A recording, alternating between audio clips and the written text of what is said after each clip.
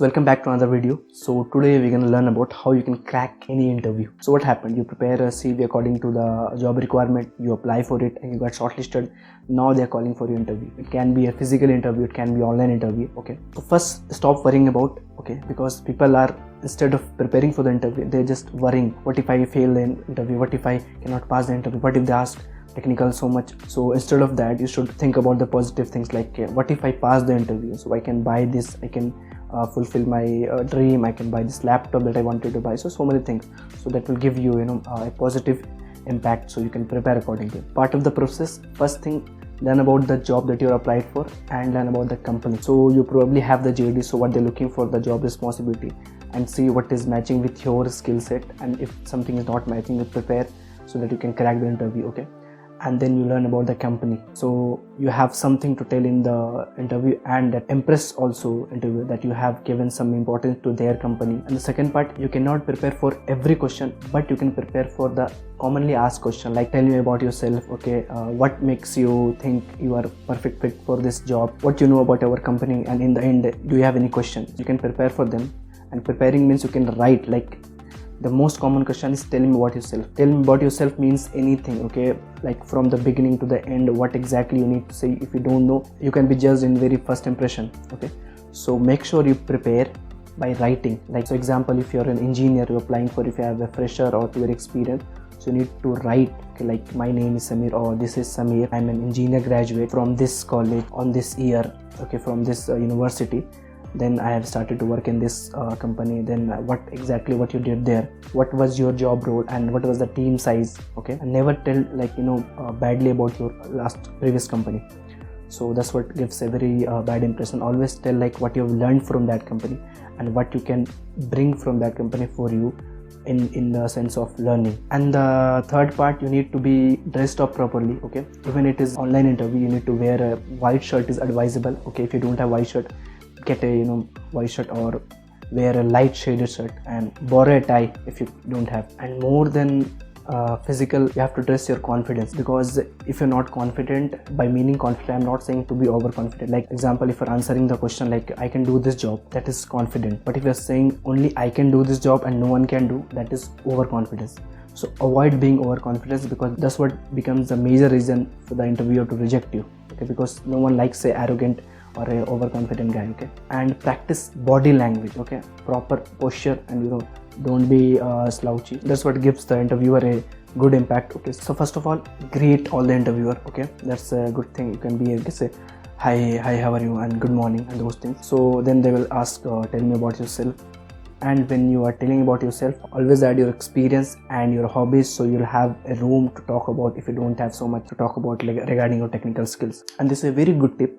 When you spend 5-10 minutes with the interviewer, to try to understand his mindset, because if you can understand what he's looking for, what he wants you to answer, it will be very easy for you to crack the interview. Because sometimes if the interviewer asks, do you know this answer? So if you say no, so he might get offended, because some people, they don't like to hear no.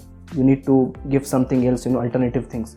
But some interviewer, they like to be very straight. If you don't know the answer, just say it no, we can move to the next question, don't waste our time. So we have to understand the mindset of the interviewer. He is that kind of person or what kind of person, so you can act accordingly. And in the interview, be polite.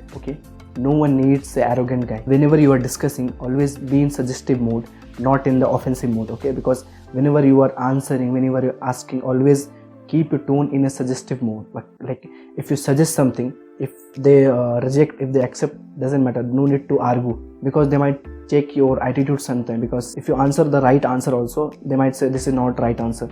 So on that term, they want to see how you react. So you have to be very cautious. If you're confident about the answer, you say it like but that's what I have read, that's what I have studied. If you have any suggestion, if you have any alternative, I'll be happy to hear that. Don't say like how you can say it's not wrong answer. Never be that guy. Always listen, because we have seen so many candidates, interviewer even not completed the question, they started to answer. Yes sir, I know this sir. So what? No, try to understand, wait, give the interviewer time. They might have a follow-up question. So always let him finish, and then take your time also, then you answer. So no one wants a fast answer, they want a right answer.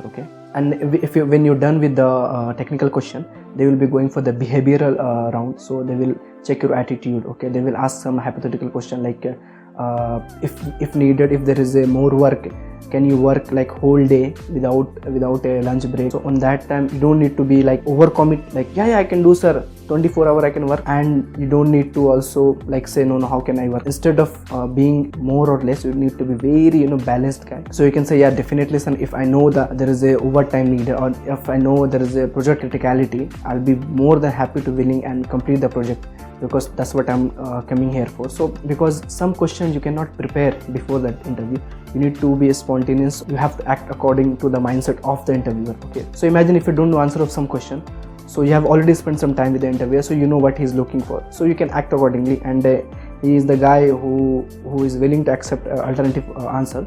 So you can tell him, okay I don't know about this thing, but sir I have work on this technology, I have work on this platform, so you can tell about that. Okay, and tell him sir this is not a problem, because if I work on this I can learn that also, that's not a problem, and I am very eager to learn and I'm very fast learner. So that's give the interview impression, okay he is eager to learn and he's already worked on alternative platform, so it will be easy for him to adapt to that platform. So that's what give a plus point. And that bonus tip is here, always stick to your CV that you have applied.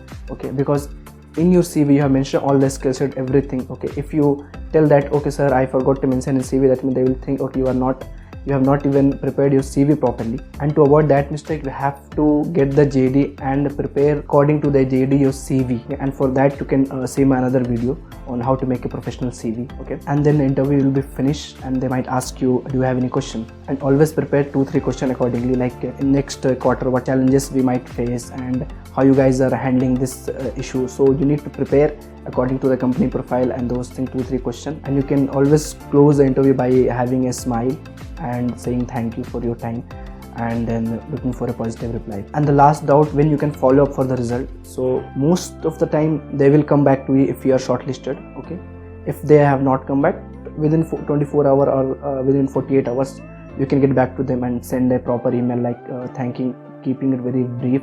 Send an email looking for a positive reply, so they might get back to you. So I think that's all wrap up for your interview. And you have any doubt, you can comment down. Okay, and share it with those who are appearing for the interviews, and let's see you in the next video.